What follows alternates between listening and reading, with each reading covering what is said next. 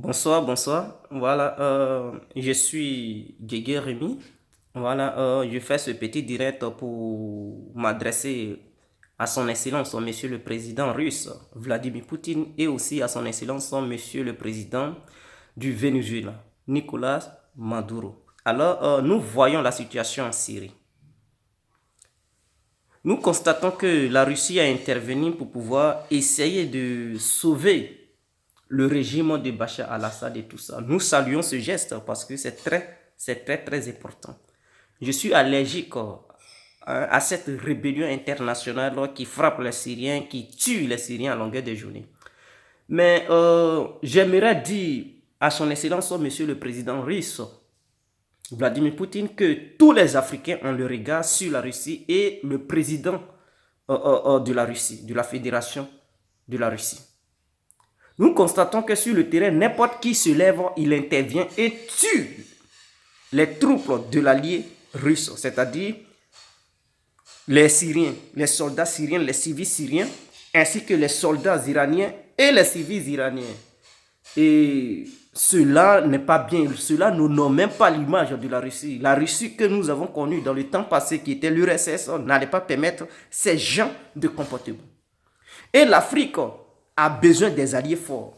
L'Afrique a besoin des alliés forts. L'Afrique n'a pas besoin des alliés qui vont être là et d'autres forces étrangères vont venir intervenir et tuer les Africains. C'est ce qui se passe en Syrie. La Syrie fait confiance à la Russie.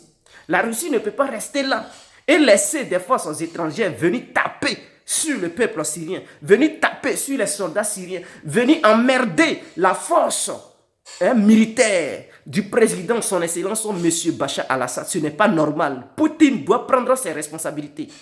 Parce que le monde entier regarde Poutine. Le monde entier regarde les actions de la Russie. Si la Russie ne se fait pas respecter au Moyen-Orient, la Russie n'aura pas assez d'alliés. Beaucoup de pays vont douter de la fiabilité de la Fédération de Russie vis-à-vis des autres pays. Nous, Africains, on veut réellement faire une coalition avec les Russes. On veut réellement avoir les Russes à nos côtés, mais en même temps, nous nous posons des questions. Est-ce que les Russes sont capables de protéger les États africains si jamais on les prend comme alliés, si on signe des accords militaires? Est-ce que si nos pays africains ont des problèmes, est-ce que la Russie peut se lever pour venir nous défendre contre une puissance étrangère? C'est ça aussi. Donc la Russie doit prendre ses responsabilités et interdire toutes frappes aériennes étrangères. C'est très important. Si la Russie réussit à descendre un avion étranger en Russie sur le territoire syrien, je pense que les forces étrangères qui quittent, qui s'exhibent, qui soutiennent les rebelles, ces djihadistes, ces terroristes internationaux, je pense que avant de vouloir mener une action militaire, ils vont réfléchir deux fois parce qu'ils vont savoir que la Russie vient de se réveiller et la Russie ne permet plus à une force étrangère d'intervenir en Syrie de façon illégale. Donc, que la Russie fasse descendre un avion étranger pour se faire respecter.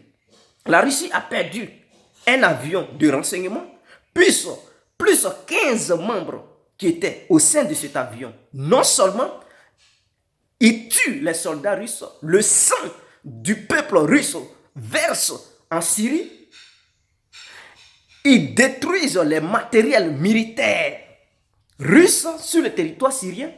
Mais pour faire un seul avion, c'est un gros budget. Et ce sont les Russes qui paient.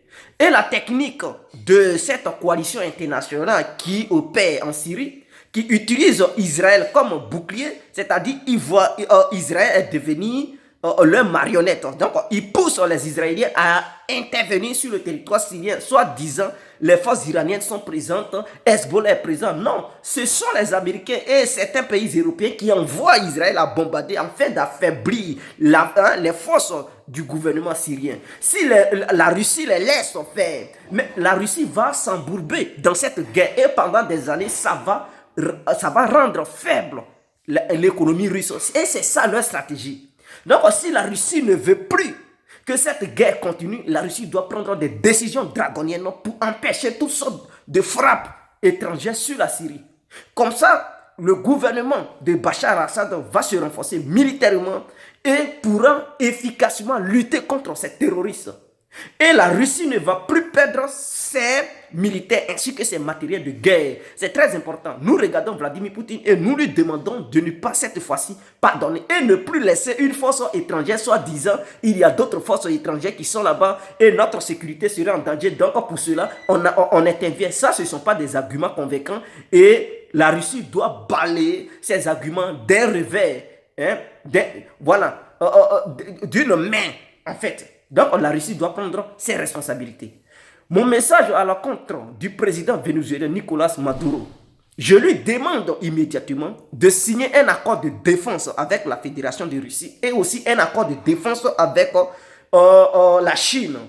Au cas où le Venezuela est attaqué par une force étrangère, pour que ces deux puissances puissent l'aider à lutter contre cette force étrangère. C'est ça le plus important. Si Nicolás Maduro reste là sans signer un accord de défense militaire avec d'autres pays étrangers, je lui dis qu'il sera là et il y aura une intervention militaire étrangère qui frappera son pays.